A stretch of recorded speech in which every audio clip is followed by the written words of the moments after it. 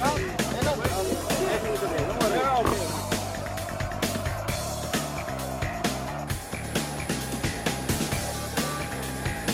there are still many there. There are many. I believe that those people, they said that they are deep. When you begin to hide yourself of the business I'm doing, how to keep business, like customer business, receipts.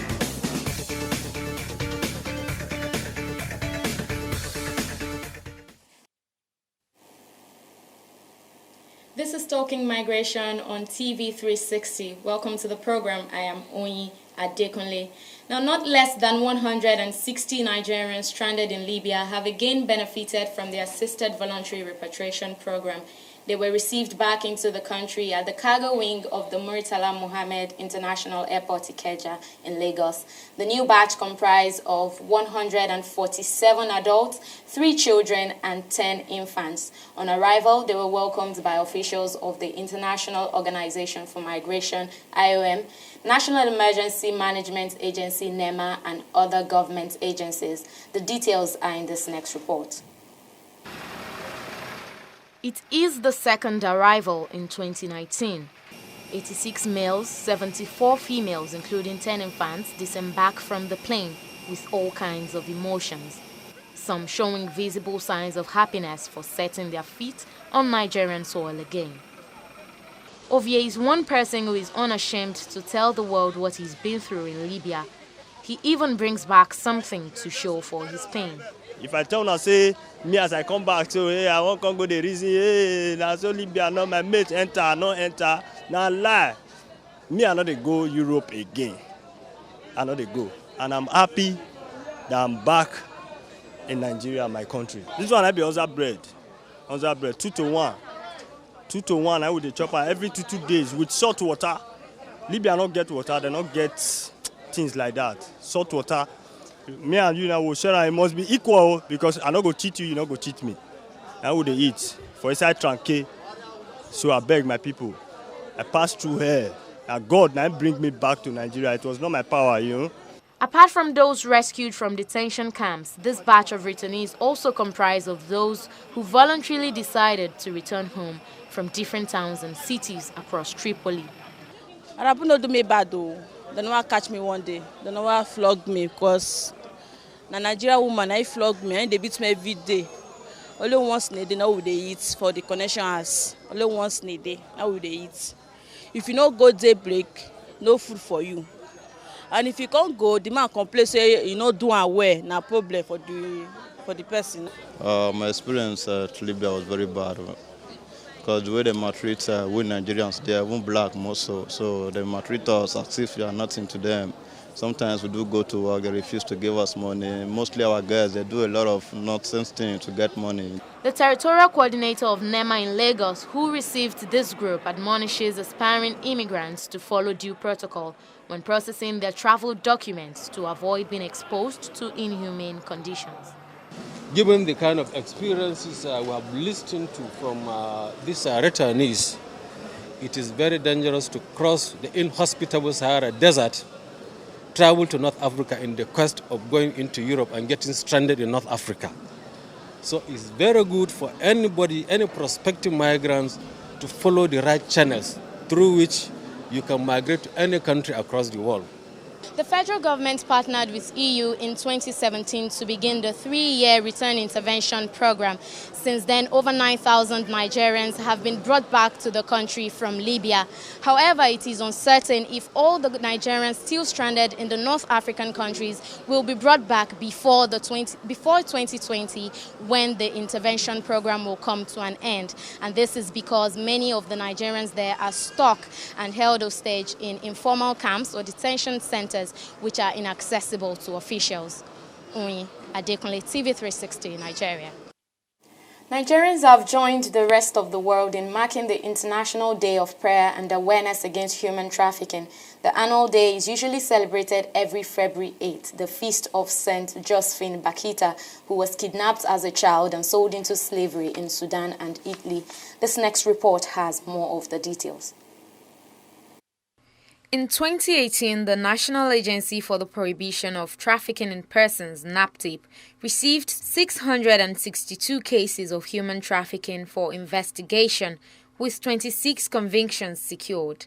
This figure places Nigeria high on the list of African countries with prevalent cases of human trafficking. With various laws and efforts in place by the government to tackle this issue, groups and religious bodies have joined the fight against human trafficking. It is through this struggle that the International Day of Prayer and Awareness Against Human Trafficking was born. Commemorating this day, St. Leo Catholic Church, Ikeja, Lagos, is organizing this press conference to increase awareness on human trafficking. The evil of trafficking in persons is still very much with us. You wonder how that can still be the case in a world that people expect to be more civilized than to permit such an evil as trafficking in persons. That is sadly very much the case. If the evidence available to us is anything to go by, the reality is that, far from declining, the crime of human trafficking is actually on the increase. Stories and videos coming out of North Africa bear this out. The clergy then go on to narrate what the Catholic Church is doing against human trafficking while urging the government to arrest and prosecute anyone culpable of the crime. In the Catholic Church, we begin with prayer. We pray regularly that God will touch the hearts and minds of those who are engaged in trafficking their fellow men and women to have a change of heart and withdraw from that nefarious business. We do our best to nudge those in authority to fish out the perpetrators of trafficking in our midst and bring them to book according to the law of the land. Present at the event, the coordinator, African Network Against Human Trafficking, Patricia Ebegbulem, highlights efforts being made by the organization to combat trafficking, especially on women and young girls. Because they are traumatized, because they are battered, because we are aware of what they have suffered, we bring them in first. We try to give them love, establish trust. There is counseling is a very important part of it. And you try to get them to be healed because they are very angry.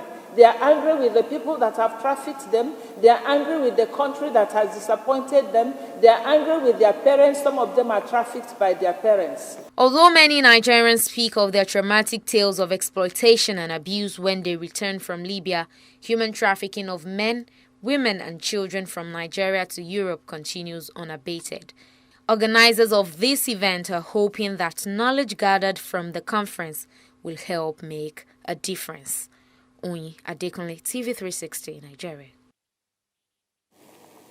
On the program today, we'll be discussing the issue of human trafficking and irregular migration from the religious angle, but that will be after this break. Please don't go away.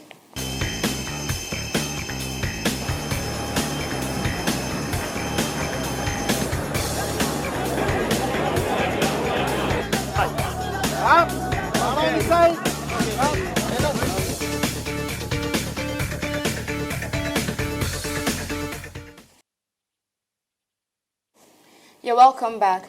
Now, just as we saw in that report that was played earlier, the Catholic Church of Nigeria takes a very strong stance against human trafficking. I am now being joined to discuss the topic by Reverend Father Raymond Anoliefo, who is the Director of Justice Department, Development and Peace Center at Diocese of Lagos. You're welcome to the program. Thank you very much. Now, first, I'm going to begin by asking you, as an individual, what do you make of this current discourse that has become even more dangerous than ever? Well, human trafficking, like slavery, it had always been there. And personally, I look at it as neo-slavery. If we understand the whole slavery and how it came into Africa and what happened and how we put a stop to it, but outwardly, but internally it still goes on. I think with that we'll probably better understand that the evil in the trafficking. It's debasing, it robs us of human dignity, it's not fun, it's not good at all. Personally, I haven't come in contact with a few of the victims. You see they look lost. They because of the way what they have experienced, some of them even find it difficult to exchange simple pleasantries with regular persons. So it can be really, really bad. It takes a toll psychologically, emotionally, physically. Some get to actually lose their names, where the buyers, the traffickers get to change their names from point A to point B. And so when they come, they have seen so much. Some of them, by hair's breadth, survive death. So they have seen so much, and many of them are actually very tender. A good number of them, some are teenagers, and while some are still in the early 20s. So it's too much of an experience for young people. So personally, it's not what you wish for your enemy. It's a very terrible scourge. A very terrible scourge. You know, for us in Nigeria, we are a very highly religious society, and that makes the church, and I must say not even only the church, mosque and other religious activities or whatever we may be carrying out, it makes us really vulnerable. Okay. And over time, we've seen that the church has actively been playing important roles in human trafficking. I've talked to returnees who said that their travel documents, the fake travel documents, were procured by their church leaders. Now, what do you have to say about that? Well, I cannot speak for every church.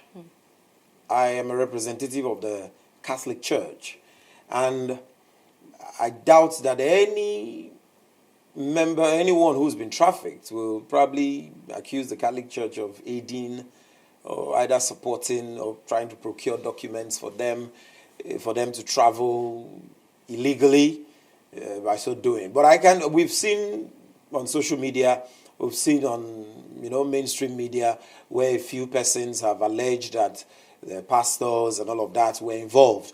But obviously I can't speak for them, but I can speak for where I stand. I feel it's a criminal activity in any way, and if God forbid, like we say, if a member of my church in the Catholic clergy gets involved, the person should face the music and should be summarily dealt with. But I doubt that any of us would be that desperate. It's a despicable act. And of course, it's condemnable everywhere. It doesn't necessarily have to come from, regardless of who is involved, a pastor, a bishop, or whatever. It should be condemned in totality. Taking away, of course, being a pastor, they will expect much more from you. So it makes it doubly tragic. Of course. That people come to you either as a pastor, a reverend, for protection, for succor, and then you abuse that trust, you abuse that privilege. I think it's terrible. It's terrible. And of course, that there's a very thin line between trying to help somebody, because I've had cases of people saying the pastors just wanted to help. Okay, there's a particular family, maybe a widow has like 5 children she's catering for, and as a pastor of the church, you just want to try to ease the burden on this mother. And then you say, okay, I know somebody who lives abroad. You can actually send one of your children down to this person. Now that leads me to my next question. How can the church support a trafficker? Well, I don't think the answer is going to be different from the everyday answer, how the government goes about it or how individuals are expected to go about it. In answering that question, I want to say, yes, you may want to help somebody and get involved, but I think most persons who hide under the pretext of helping, they're actually aware of what they're doing. Come to think of it, we are in Nigeria. You know what it costs to get a visa? You know what it costs to travel from Nigeria to Italy, Nigeria to Germany? And if a pastor who truly wants to help has got that amount of fund, to give to somebody to be able to procure a visa and travel. Come on, why not give it to the family and let the family fix themselves here in the country? So I really don't think it's about anybody trying to help anybody. It's a syndicate. So sometimes they are aware, and like Jesus said many times, he said we are wolves. We have wolves in sheep clothing. So these persons to make it easy, to make people trust them, we float churches, and then people come, and then they get abused, they get used, they get victimized because of that. But I really don't think it has much to do with somebody trying to help. I don't think it has much to do with maybe a pastor trying to help somebody. If the pastor is trying to help, there are 1,001 ways you can do that. There was a case of a young girl who was helped with 300,000 naira. In fact, it wasn't the pastor this time, but the mother. The mother gave the girl 300,000 naira to go out of the country. And you ask yourself, if you had 300,000 naira to go out of this country, there are people that start businesses with 10,000 naira, with 20,000 naira. So why 300,000 naira to leave the country if you really want to actually help this person eke out a living? So it's the same thing. If a pastor has 500,000, 300,000 to give to somebody, and you have love for that family, you want to make sure the family is good, and then you have, who do you have over there? Is it the pastor says, oh, my friend or my family is over there, and I want you to go and meet the person? Is it the case that the pastor doesn't know what his own family member is doing over there? Well, I guess those persons will need to answer those questions for themselves. But I personally will doubt that there was any genuine intention to help when you need to send. It's quite expensive. If it's 10,000 or 20,000, you can say, okay. But it costs a lot of money. It costs a lot of money to do all of that. And that's why these guys who indulge in trafficking can be pretty ruthless, because it's so expensive. It can be quite expensive trying to get these people to come over there. And so if you have that kind of money to send people over there, why not use it in establishing here? So on our part, one of the ways, what we teach people in trying to identify traffickers, it might be difficult for you to say, okay, this person is having a board on his head, on the chest, say, I'm a trafficker. Nobody does that. So you just have to be, first of all, we try to make sure that individuals are, first of all, sensitized and aware. Unfortunately, there are many causes of trafficking. There are myriads of challenges we have in the country. So it can be a bit difficult tackling all of them at once. But from a personal standpoint, from an individual standpoint, many honest persons, if you are honest, if you are disciplined, you may probably not find yourself in that, in that situation. Oftentimes, the whole get-rich-quick syndrome, the whole fact that the grass is greener on the other side, yes. And so the pressure makes people want to, and then on the part of government hasn't done their bits. There's poverty in the land, there's lack of education, there's a lack of family values and systems, lack of proper parenting, and all of this put together now makes it very easy for the traffickers to have a field day. So one of the ways you can actually get to know this trap, they promise you something it's too good to be true sometimes. Yes. And, this will lead me to my next question. You said something about the grass greener on the other side. Now, you would agree with me that a lot of secular notions have found their way into the church. And the current trend is, if you travel abroad, I did talk to an immigration boss recently, and he said traveling abroad somehow now seems to confer prestige or honor on people, and people see it as that. So even in the church, we see that at the end of the year, many people come down from where they've been outside the country. They come with expensive cars. It has almost become like a competition. Okay, this branch of the church, this one, we had like 100 people come back from abroad. We had this, and this is what is playing out in the church. What do you have to say about that? Do you think that could be a responsible factor? You're very correct. One is the church is in a society, and we are products of our society. And what happens in the society, or what happens in the church, mirrors to some extent what happens in the society. So sometimes the depravity you find in the society, you'll find some of it in the church. The church is not alienated from the society. And don't forget that the members of the society are the ones who make up the church. It's not necessarily the physical structure. So when you find that type of mentality in the society, unfortunately, that's the society we are in currently, where we enthrone riches, might is right, there's a transvaluation of values, people would rather get rich, do anything to get rich, and then, like you've rightly pointed out, those who have gone abroad, or those who show some external level of affluence, some existential comfortability, when they do that, they get some prestige, they get some recognition here and there. And I must say, even from the church, they are the ones people want to use to give examples. They are the ones people want to use to give testimonies. My son was here, and after some time he went abroad, and now, ta-da, praise the Lord, and my son is back. So, yes, very correct. And because of that, a lot of people now have the temptation or find themselves thinking that, don't you think it's better? We can't make it here. Somehow God is calling us on the other side. And until I get the other way, I'm sure you see what's trending now. Everybody wants to go to Canada. It has to be, because Nigeria has postponed the election. Canada, here we come. And, so it's like we all want to get out. So it's not peculiar with the church. Yes, it is in the church. Yes, it's an unfortunate thing. But the problem did not start in the church.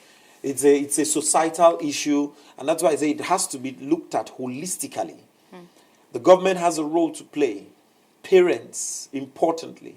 The family has a huge role to play. And unless we get it at the level of the family, we may just not get it at any other level. The family is the basic unit of society. The family is a domestic church. What people learn in church, they ought to have learned first in their homes. And then the church augments it. But somehow, what is expected now is that the church is a miracle factory. So, somebody who is terrible in the house, somebody who has not been given any proper upbringing, any proper parenting, is expected to come to church, and then the church is expected to work some miracle and transform the person into a noble person. But we know that that only works in the mind, but it never really works in real life. So we must begin to put emphasis where the emphasis is supposed to be, and basically that is what my church. That's what we do. Of course, the Catholic Church has put itself in a position to help. And you mentioned earlier that there are some challenges that you're facing that you face while doing that. Can you please let me know something? Yeah, sometimes because, like I said, people are in the society. And the society has a mindset.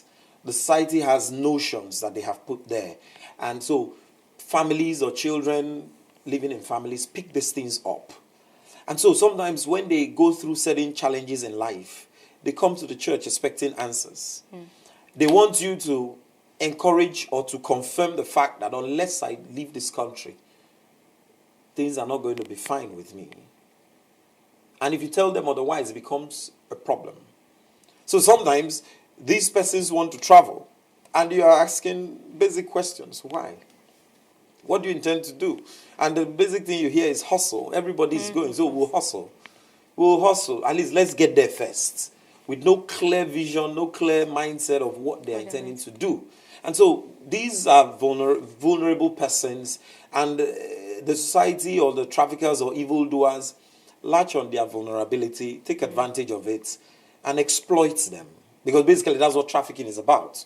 Exploitation of the human person in different ways. It can be for prostitution, it could be for child labor, it can be for forced labor, it can be for organ harvesting, it can be for different things. So you just know that, but the desperation that the grass is greener on the other side. So we meet all these people. Sometimes again the challenge of we in the church trying to get them out is because sometimes they know what we are almost going to say to them. They know full well that we may not encourage them to go. And sometimes they expect us to now do I don't want to say do what government is supposed to do. Maybe provide them with accommodation, provide them with job, provide them with... And if you are not able to do that, you can't tell me, oh, I shouldn't travel out. Okay, then help me. If you can't provide me any meaningful help, so what's the point? So we find ourselves in that dilemma. But then we still try our best. We try to reach out to some of our members who are captains of industry, who have one or two things to do, and see if you can situate them. And then we also run a lot of empowerment programs, trying to good, you don't have to travel out. There may be no jobs anywhere. What are your qualifications? But you can learn something. We've all been given talents. You could put yours to use. And so basically we do that. But once again, it still goes back to what the society, the nature of the society. Money, money, money. We want to make money at all costs, regardless of whose ox is God. And so, because of that, it becomes doubly difficult to convince these people that, I remember I was speaking with one time. I said, take it easy. Your emphasis on money is it's not. And he says, Father, is being broke better? We're not saying you'll be broke, but we're saying be patient. Be patient with yourself. These are notions that we have to begin to correct. From the family. From the family. And that's the point. Now, this person has grown up from a family who knows. Maybe the father, the mother had that same idea. They may have been saying to them. We had seen a lot of them. I know of somebody whose mother sent her out. Send her out to say, go and meet my friend. No, there's just a whole lot. There's a whole lot. But I believe strongly that we can begin to make radical success when we begin to put first things first. And that will mean taking the fight to the family first. All right. Thank you very much, Reverend Father Raymond. You're most welcome. Thank you for your time. Thank you very much. Yes. Now we'll go on a short break now and we'll return with more. Please stay tuned.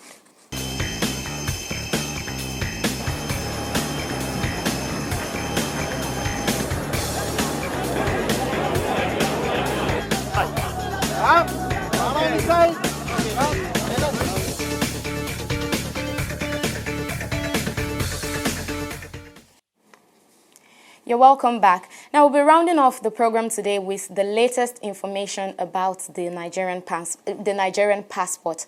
Henceforth, your passports will be produced locally. Now, what does this mean? The federal government has signed a memorandum of understanding on domestication of production of international passports. The process entails that production of e-passports will be done in Nigeria alone and will no longer be done by foreigners. And we believe, hopefully, this will help speed up the process of getting the travel document. Now, that's all on the program today. Many thanks for watching. I am Oyin Adekunle. Bye.